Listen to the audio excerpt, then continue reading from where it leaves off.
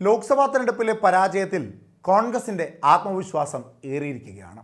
വരാൻ പോകുന്ന തദ്ദേശ സ്വയംഭരണ തെരഞ്ഞെടുപ്പിലും 2026 നിയമസഭാ തെരഞ്ഞെടുപ്പിലുമൊക്കെ ജനങ്ങൾ തങ്ങളെ കൈപിടിച്ചുയർത്തുമെന്ന തികഞ്ഞ ആത്മവിശ്വാസം. അതിൻ്റെ പിന്നാമ്പുറ പ്രവർത്തനങ്ങൾക്ക് ആർജവും കരുത്തും വർദ്ധിപ്പിക്കുവാനുള്ള ഒരുക്കത്തിലാണ് കോൺഗ്രസ് ഇപ്പോൾ. ജനങ്ങൾക്കിടയിൽ ജനസ്വീകാര്യത വീണ്ടെടുക്കേണ്ട ചില തന്ത്രപരമായ നീക്കങ്ങൾ നടത്തേണ്ടതായിട്ടുണ്ട് കോൺഗ്രസിന് ഇപ്പോൾ. അതിന് പ്രധാന കാരണം BJP ആണ്.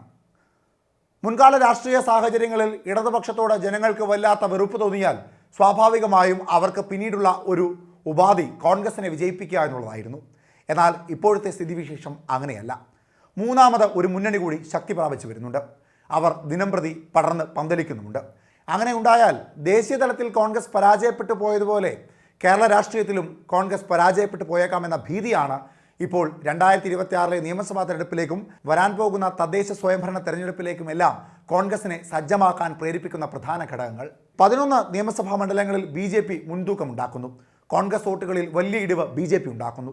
ഇടതുപക്ഷ വോട്ടുകളിലും കാര്യമായ സ്വാധീനമുണ്ടാക്കുന്ന BJPക്ക് വരാൻ പോകുന്ന നിയമസഭാ തെരഞ്ഞെടുപ്പിലും തദ്ദേശ സ്വയംഭരണ തെരഞ്ഞെടുപ്പിലുമൊക്കെ മേൽക്കൈ ഉണ്ടാക്കുവാൻ സാധിക്കുമെന്ന ഒരു ഭയവും ഭീതിയും കോൺഗ്രസിൻ്റെ ഉള്ളിലുണ്ട്. അങ്ങനെ ഉണ്ടായാൽ 10 വർഷമായി കേന്ദ്രത്തിലും കേരളത്തിലും അധികാരമില്ലാതെ ഇരിക്കുന്ന കോൺഗ്രസിന് അടുത്ത 5 വർഷം കൂടി പഞ്ചപുച്ഛമടക്കിയിരിക്കേണ്ട ഒരു സാഹചര്യം ഉണ്ടാകും. അത് ഉണ്ടാകാതെ ഇരിക്കുവാൻ വേണ്ടിയുള്ള തന്ത്രപരമായ നീക്കമാണ് ഇപ്പോൾ കോൺഗ്രസിൻ്റെ ഭാഗത്ത് നിന്ന് ഉണ്ടായിക്കൊണ്ടിരിക്കുന്നത്. AICC മുതൽ ഇങ്ങ് താഴെത്തട്ടിലുള്ള ബൂത്ത് കമ്മിറ്റി വരെ സജ്ജമാക്കി പ്രവർത്തിപ്പിക്കുവാനുള്ള ചില നീക്കങ്ങളാണ് കോൺഗ്രസിൻ്റെ ഭാഗത്ത് നിന്ന് ഇപ്പോൾ മുൻപോട്ട് വച്ചിരിക്കുന്നത്. അതിന് ചുക്കാൻ പിടിക്കുന്നത് പ്രതിപക്ഷ നേതാവായ VD സതീശനും KPCC പ്രസിഡന്റായ സുധാകരനുമാണ്.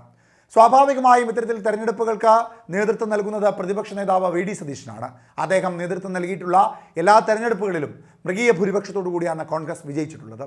താഴെത്തട്ടിലുള്ള പ്രവർത്തകരെ മനസ്സിലാക്കി പ്രവർത്തിക്കണമെന്ന് K മുരളീധരൻ പറഞ്ഞതിനെ ഉൾക്കൊണ്ടുകൊണ്ട് തന്നെയാണ് കോൺഗ്രസ് മുൻപോട്ട് കാര്യങ്ങൾ എടുത്തു വയ്ക്കുന്നത്. വരാൻ പോകുന്ന തെരഞ്ഞെടുപ്പുകളിൽ മൃഗീയ ഭൂരിപക്ഷത്തോടു കൂടി വിജയിക്കേണ്ടത് കോൺഗ്രസിൻ്റെ നിലനിൽപ്പിൻ്റെ കൂടി കാര്യമാണ്. ഇനി കോൺഗ്രസിന് പകരം കേരളത്തിൽ കൂടി BJP കടന്നു വന്നാൽ അത് എന്നേക്കുമായുള്ള ഒരു മരണം പോലെ കണക്കാക്കേണ്ടതായുണ്ട് കോൺഗ്രസ്. അതുകൊണ്ട് ഇനി മുതൽ നേതാക്കന്മാരെക്കാൾ കൂടുതൽ പരിഗണിക്കേണ്ടത് താഴെത്തട്ടിലുള്ള പ്രവർത്തകരെയാണ് എന്ന ബോധ്യമാണ് ഇപ്പോൾ ഇത്തരത്തിലുള്ള ചില നീക്കങ്ങളിലേക്ക് കോൺഗ്രസിനെ നയിക്കുന്നത്. വയനാട്ടിലെ നേതൃ ക്യാമ്പിൽ എടുത്ത തീരുമാനങ്ങൾ അത് നടപ്പിലാക്കി തദ്ദേശ തെരഞ്ഞെടുപ്പ് ഒരുക്കങ്ങളിലേക്ക് കോൺഗ്രസ് കടക്കുകയാണ്. പ്രതിപക്ഷ നേതാവ് VD സതീശൻ അവതരിപ്പിച്ച വിഷൻ 2025 മാർഗരേഖ പ്രകാരമാണ് നടപടികൾ. 31-നകം എല്ലാ ജില്ലകളിലും നേതൃയോഗങ്ങൾ സംഘടിപ്പിക്കും. പിന്നാലെ ഓഗസ്റ്റ് 5-നകം നിയോജക മണ്ഡലം തലത്തിലും യോഗങ്ങൾ നടക്കും. ഇതിനുശേഷം മുഴുവൻ കോർപ്പറേഷൻ പരിധികളിലും മണ്ഡലം തലത്തിലും യോഗം ചേർന്ന് തെരഞ്ഞെടുപ്പ് ഒരുക്കം ഊർജിതമാക്കും. 14 ജില്ലാതല യോഗങ്ങളിലും പ്രതിപക്ഷ നേതാവ് VD സതീശൻ നേരിട്ട് പങ്കെടുക്കും. സർക്കാർ തദ്ദേശ വാർഡുകൾ പുനഃക്രമീകരിക്കുന്നതിൽ ജില്ലാ കോർപ്പറേഷൻ, നിയോജക മണ്ഡലം, പഞ്ചായത്ത് തലത്തിൽ നേതാക്കളും വിരമിച്ച തദ്ദേശ സ്വയംഭരണ ഉദ്യോഗസ്ഥരും ഉൾപ്പെടുത്തിയുള്ള കമ്മിറ്റി രൂപീകരിക്കുന്നുണ്ട്. 4 നേതാക്കളും 3 ഉദ്യോഗസ്ഥരുമടക്കം 7 പേരടങ്ങുന്ന കമ്മിറ്റിയാണ് ജില്ലകളിൽ രൂപീകരിക്കുന്നത്. ഇവർ മണ്ഡല പുനഃക്രമീകരണം സംബന്ധിച്ച പ്രശ്നങ്ങൾ കൈകാര്യം ചെയ്യും. അതത് ഇടങ്ങളിലെ ജനസംഖ്യയും മാപ്പുമടക്കം ശേഖരിച്ചാകും താഴെത്തട്ട് മുതലുള്ള കമ്മിറ്റികൾ പ്രവർത്തിപ്പിക്കുക. ഇതിൽ പ്രധാനമായ വിലയിരുത്തലുകൾ ഉണ്ടാകുന്നത് AICCയുടെ ഭാഗത്തു നിന്നാണ്. താഴെത്തട്ടിലുള്ള പ്രവർത്തകരെ വരെ നേരിട്ട് ബന്ധപ്പെട്ടുകൊണ്ടുള്ള ചില നീക്കങ്ങളാണ് AICCയുടെ ഭാഗത്തു നിന്ന് വരാൻ പോകുന്നത്. AICCക്ക് ഇതുമായി ബന്ധപ്പെട്ട ചില വിലയിരുത്തലുകൾ ഉണ്ട്. KPCC പോഷക സംഘടനാ ഭാരവാഹികളെ നേരിൽ കണ്ട് അവരുടെ പ്രവർത്തനങ്ങൾ വിലയിരുത്തുന്നതിലേക്ക്, അഭിപ്രായം രൂപീകരിക്കുന്നതിലേക്കും AICC കടക്കുന്നുണ്ട്. സംസ്ഥാനത്തിൻ്റെ ചുമതലയുള്ള AICC സെക്രട്ടറിമാരായ PV മോഹനനും P വിശ്വനാഥ് പെരുമാളും 2 ദിവസങ്ങളിലായി KPCC ആസ്ഥാനത്ത് ഭാരവാഹികളുമായി നേരിട്ട് ആശയവിനിമയം നടത്തി. മുതിർന്ന നേതാക്കളായ VM സുധീരൻ, AK ആന്റണി എന്നിവരെ സന്ദർശിച്ച് അവർ ചർച്ചകൾ ഊർജിതമാക്കി. തദ്ദേശ തെരഞ്ഞെടുപ്പ് അവസാനിക്കും വരെ സംസ്ഥാനത്ത് അവരുടെ സാന്നിധ്യം ഉണ്ടാകും. ഇന്നലെ മടങ്ങിയെങ്കിലും മുതിർന്ന നേതാക്കളടക്കം കൂടുതൽ പേരുമായി നേരിൽ സംവദിക്കും.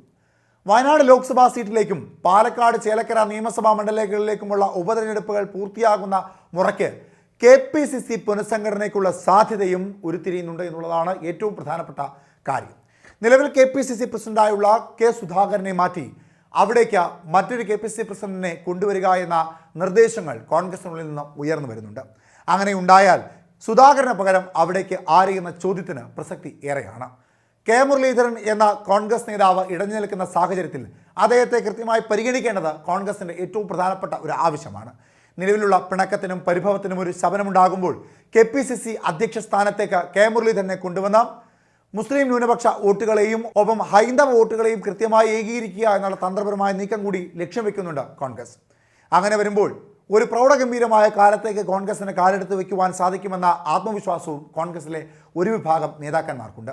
എന്നാൽ KPCC അധ്യക്ഷ സ്ഥാനത്തേക്ക് ചില യുവ നേതാക്കന്മാരെ കൂടി പരിഗണിക്കണമെന്ന ആവശ്യവും കോൺഗ്രസിലെ ഒരു വിഭാഗം നേതാക്കന്മാർ ഉയർത്തുന്നുണ്ട്. അങ്ങനെ വരുമ്പോൾ അവിടേക്ക് ആരെയൊക്കെ പരിഗണിക്കും എന്നുള്ള ചർച്ചയാണ് കാര്യമായി തകൃതിയിൽ നടക്കുന്നത്.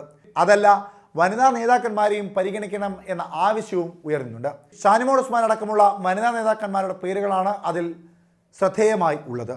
ഏതായാലും രാഷ്ട്രീയ കരുനീക്കങ്ങൾക്ക് ഊർജിതമായ പിൻബലം നൽകുവാൻ തന്നെയാണ് കോൺഗ്രസ് നേതാക്കന്മാർ തീരുമാനിച്ചിട്ടുള്ളത്. VD സതീശൻ നേതൃത്വം നൽകുന്ന, K സുധാകരൻ നേതൃത്വം നൽകുന്ന രാഷ്ട്രീയ പോരാട്ടത്തിൻ്റെ ആദ്യ ചുവടുവെപ്പുകൾ കോൺഗ്രസ് നടത്തി കഴിഞ്ഞു.